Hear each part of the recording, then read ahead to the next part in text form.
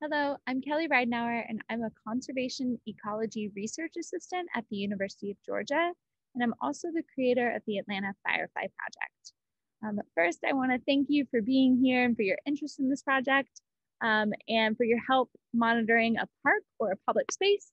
It is incredibly helpful to have you volunteering so we can understand where fireflies are in the city of Atlanta, what habitats they are associated with, and also we'll be able to understand the threats that they might face.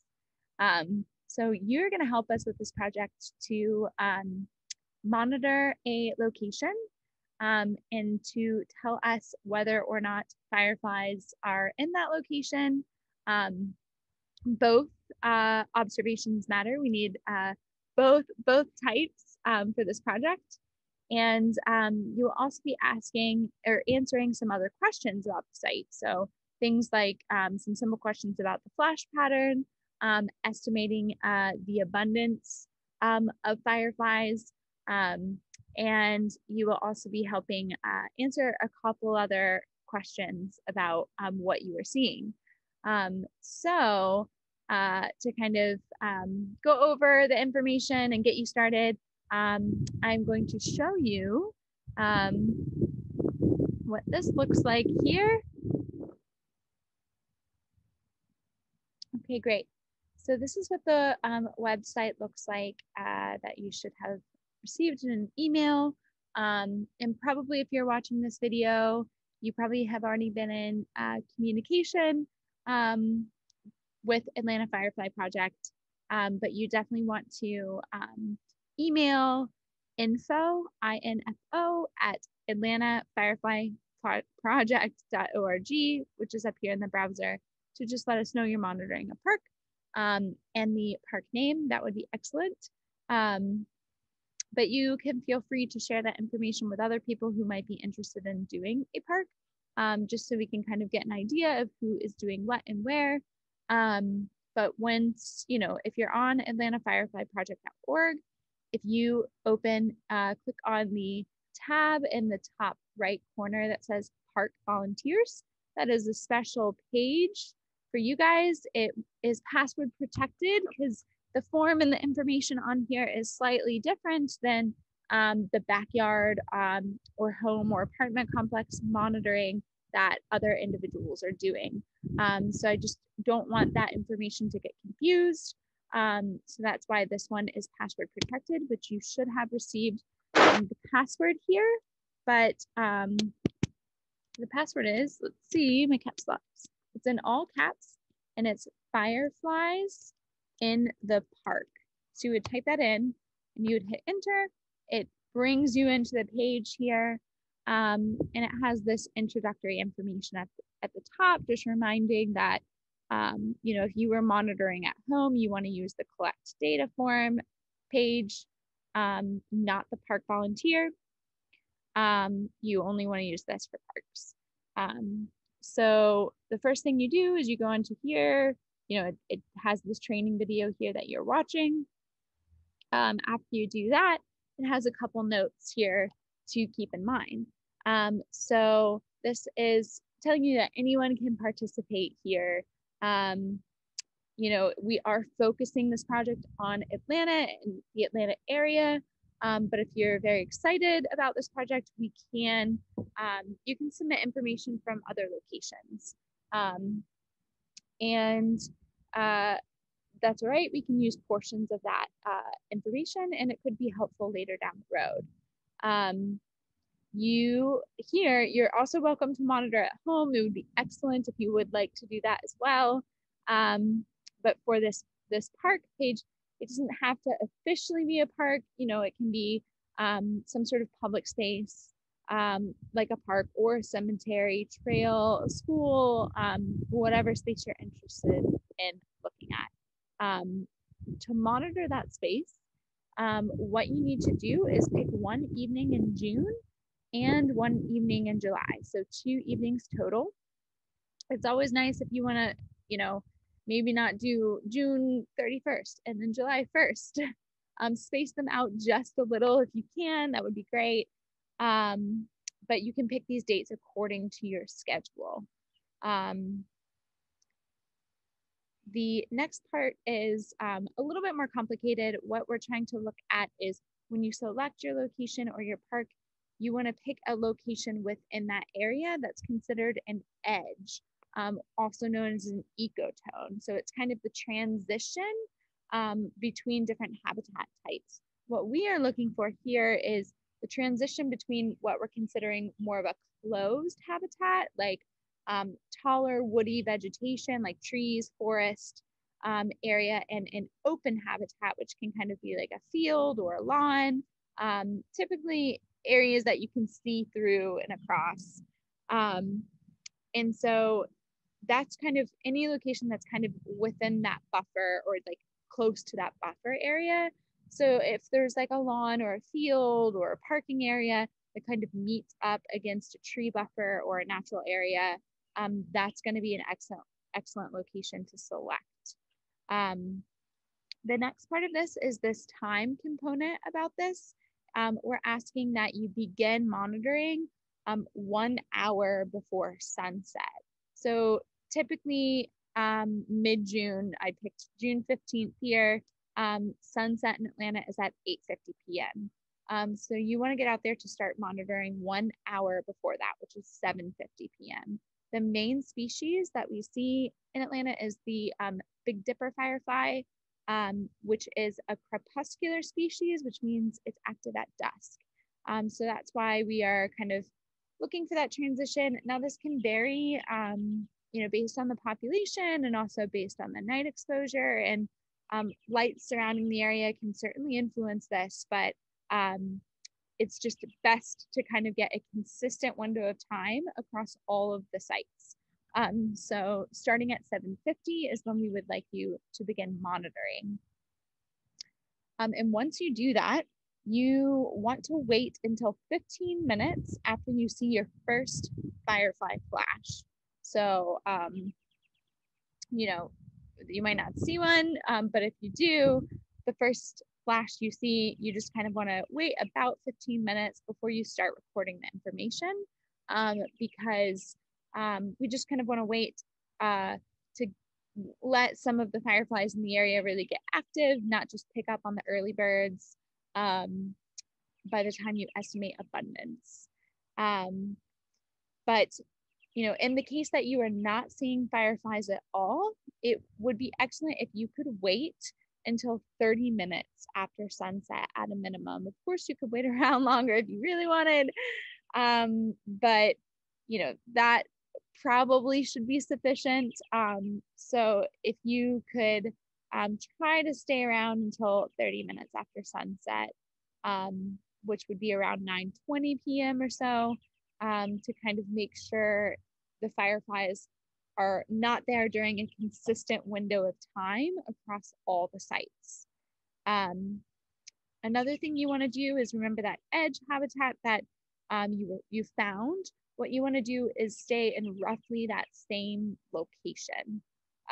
So rather than kind of like walking around to a bunch of different types of habitat and the different locations on the property, stay generally in the same area. It doesn't mean you can't like move around a little bit, but you just kind of want to monitor one spot at that park because the information you're submitting is associated with that spot. A great opportunity to bring chairs, blankets, a favorite beverage, just to kind of hang out in that location during that window of time. Another thing is to avoid days that are raining. If it's actively raining, one, it won't be very fun for you. And two, the fireflies are probably not going to be flying. Warm, humid days are great. It's nice if maybe it had rained a couple of days before, the day before, or that week or something. But it's not necessary. You can pick this according to your schedule. The main thing to avoid is just do not do it in the rain.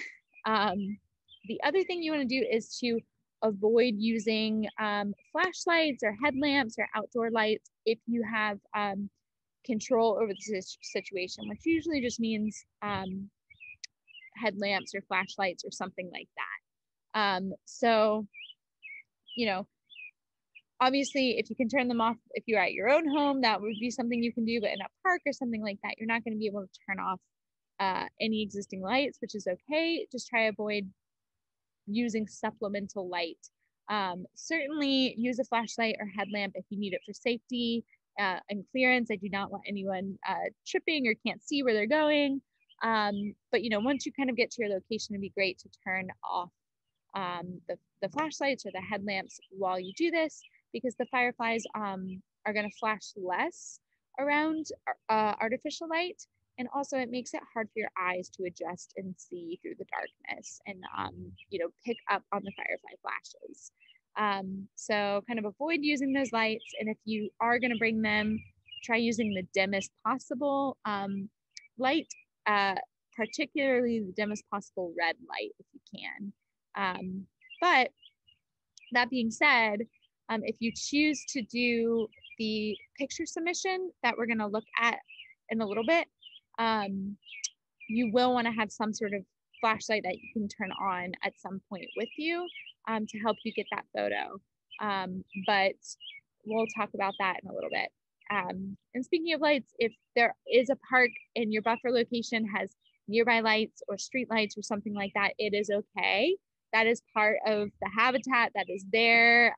That's part of, you know, what we're looking at. So you know, you want to select the site for the best edge habitat that you can find. Don't try to like move it around based on the lights that are there. We are using satellite imagery that models nighttime light across Atlanta when we look at this data, so that we'll be able to understand which sites do and which sites do not have high light or low light conditions. And we're hoping to be able to make some correlations on you know, firefly abundance in those locations based on the lighting. So it's okay if you have lights nearby, it's fine, it's helpful. Just main thing is select your location based on the best edge habitat. Another thing is with bug spray, please protect yourself from mosquitoes if they're going to be out there. Just best to, you know, apply your bug spray on you maybe before you get to the monitoring location, like where you're posting up to watch, just to not, you know, affect the fireflies that are in the area as well. So just kind of put it on before. And another thing is this survey form that we're going to go through and look at here uses internet. So if you have data access, if you can access data on site, that would be best to use your data, because there's probably not internet that you can connect to in the park. If for some reason that is not an option and you do not have data you can connect to, you can write these questions we're going to go through down in the survey form on a notebook, and, you know, record your answers in the field and then submit the information on the internet once you get back to it. You just need to be very mindful of your point location, which we'll look through on the survey, but it is preferred if you have data and internet access just to submit all of this information on site. But if that's not an option, notebook is backup. Also, feel free to like share what you're seeing and what you're getting into if you want on social media. You can tag us at Atlanta Firefly Project. Would be happy to see what you're up to. For the materials, we're kind of going over this, but you're going to need your smartphone or tablet or laptop, whatever you want to connect to the internet to. This works just fine on any smartphone. So you can do that, a blanket or a chair, your favorite beverage. If you are going to choose to catch a firefly and take a photo, you do want to bring some sort of flashlight or headlamp, you know, only turn it on for the photo if you can. But it's better than using your camera flash, and still try to bring the dimmest possible light that you can for this. And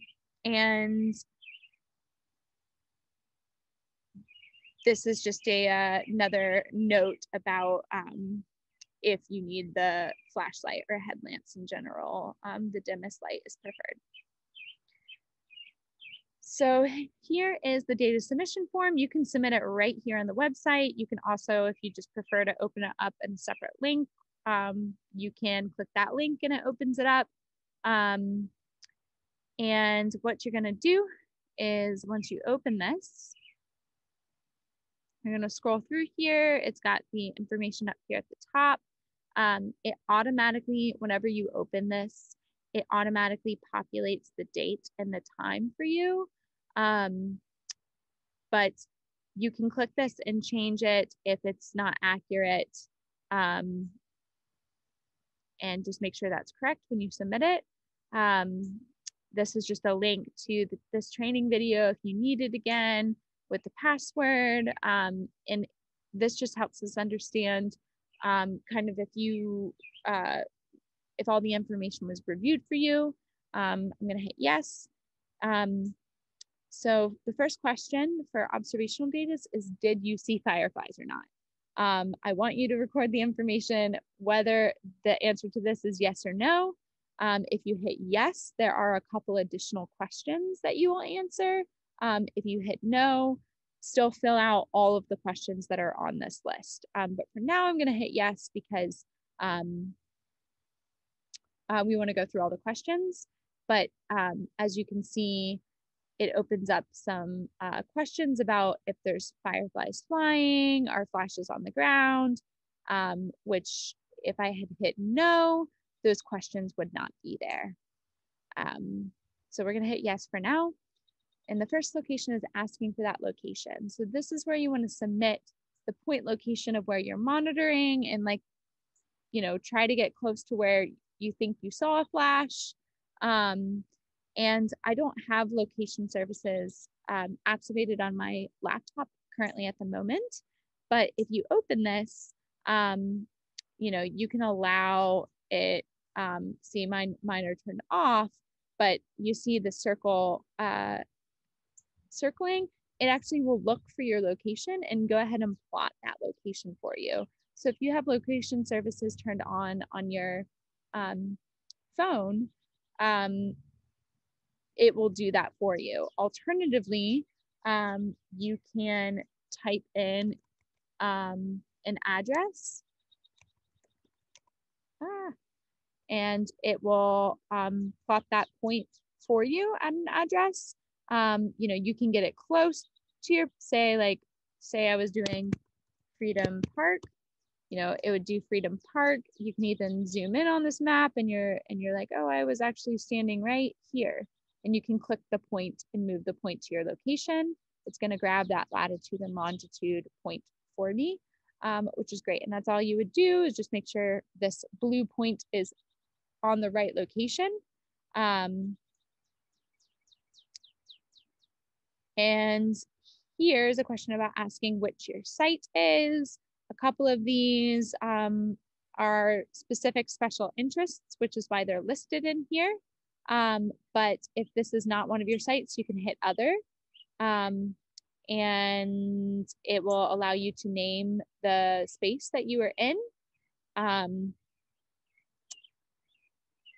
And this will actually probably not be on there for you because I added the name there. This is a question asking if there's any fireflies in the air, like flying currently in the air. So this question is different because the males are the ones who are usually doing the flying. Not always true, but the females are usually more stationary on the ground and their flashes are dimmer. And so if they're moving in the air anywhere, like up high or low, just flying in general, rather than resting on the ground or resting on a plant, you want to say yes to this. That's going to pop open this Firefly flash chart.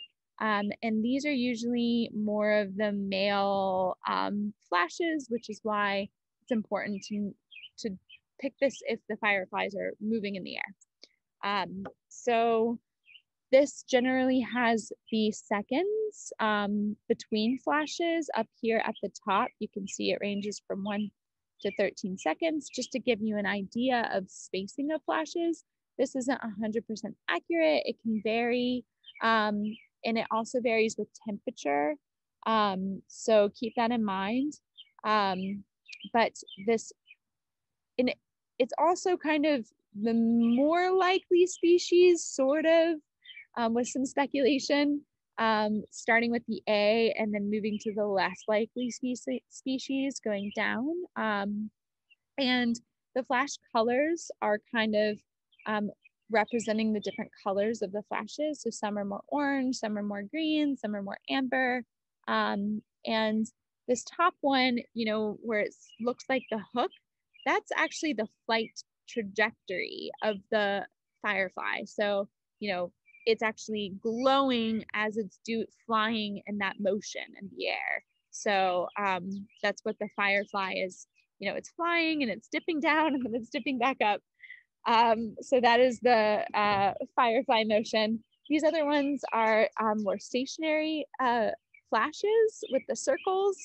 Some of these jaggedy starburst ones are, yeah, they kind of look maybe a little bit more jagged. Sometimes their flashes are like actually quick little bursts that our eye sees as one flash because the bursts are so quick, our eye can't pick up on it. So that's why it kind of maybe looks twinkly or jaggedy. And so, yeah, this bottom one is actually a long, continuous, low glow. Probably not going to see that one, but it's a special interest. So you just kind of use this flash chart and you can just pick a letter that you saw, or you can describe the flash pattern in more detail in here. Or you can say you didn't see any of these. That's fine too. The next question is, alternative to flying, are there any flashes coming from the ground or from blades of grass or plants, like a stationary flash? And if you say yes, that just helps me know if maybe there's possibly more females in that location. And this is another question. If there's flashes coming like on the trunks of trees, like this lovely black cherry behind me, or up in the branches on the trees, that's, you know, maybe indicates a potential different species that might be there. So it's an easy way to describe your population of fireflies. The next thing that you're gonna do here is estimate the abundance. So you're gonna pick that location you've been monitoring, pick one direction to look towards the fireflies, obviously, and set your timer for 60 seconds. And just count the number of flashes you see, like looking in that one direction. So it can be any type, if you're seeing different flash types on the ground, in the air, whatever you're seeing, just count all of the flashes that you see within that 60 seconds. You know, and then you would pause, like enter your number, reset your timer. It doesn't matter how long you wait in between. It's just however long you want to like regroup yourself. And then you can repeat it again. And 3 times. And that's all you need for the abundance. And I should have mentioned, if you are seeing, you're definitely seeing like, oh, I'm definitely seeing 2 different flash types for sure. Please describe, like state that in there and describe them separately. And then this is asking which direction you faced when you were doing the abundance estimate. That's why it's helpful to look in just one direction. You can look in the compass on your phone to get this. And then everything up until this point is required. Now everything following this is optional. So this is, please submit a photo of the firefly. It just helps once again with another level of identification. You would want to catch one and use that, briefly use that flashlight just like dimly on the firefly to help light it up to take a photo. It's a little better than your camera flash. You would just open this straight up in here and submit the photo in this. I only need 1 photo. Try to do your best to get a clear image. You know, it's best to kind of like take a photo showing its like head and its wings. But if you are definitely seeing 2 different flashes, you're like, no doubt, you can submit one photo of each type if you can catch them and get them. Once again, this is optional. Another optional component of this is any memories you want to share. This can be from, some cool story from that is a true memory, from years ago or from your childhood, or it can be a cool observation that you've made or experience you've had during this project, or, feel like going for a story or a question or anything like that. You can put that in. This is also optional if you would like to provide your name and your contact email. Please enter that in here, just in case I do not already have it, and then you would hit submit. And it's not going to work because I don't have all the information in, but I guess maybe I did answer all the questions. And it says, great, your data was sent successfully. And the splash chart is just included here on the bottom again. And there will be a map here that will start populating kind of the observations as they come in. So that's kind of a cool thing. And that's it. That is it for the training information.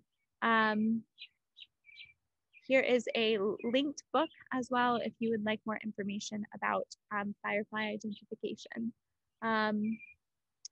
But thank you for doing this. It's an incredible help. I want to share my screen fully so I can thank you fully for this. And I hope you have a ton of fun doing it. This is project cannot happen without you. So thank you for volunteering. Oh, also, in about spring of 2022, everyone will be contacted because there will be an optional presentation that you can attend that will present the results and the information from this study. So stay tuned for that. So you can see what came from this project and what you contributed to, and get some credit for that. So thank you again. And feel free to reach out at info@AtlantaFireflyProject.org if you have questions. Bye.